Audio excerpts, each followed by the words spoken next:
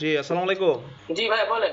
রিফ্রেশে click করেন, কানেক্টে click করেন, মেনুতে যান, কানেক্ট ডিভাইস লোকালি দেন, কানেক্ট ডিভাইস লোকাল। সেটিংসে যান, জি, সবার উপরে সেন্সর টেস্ট, ব্যাক বাটনে চাপ দেন।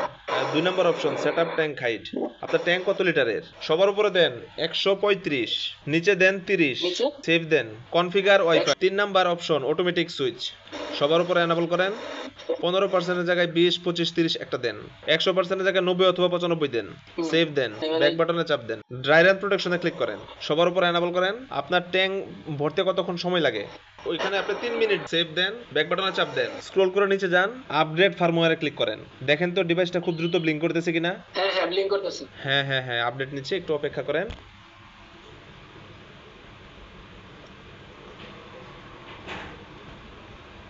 অফ হয়ে জি গেছে। জি, এবার রেস্টার্ট নিচ্ছে। অ্যাপসে ঢুকেন, সবার উপরে অফ বাটনে ক্লিক করেন।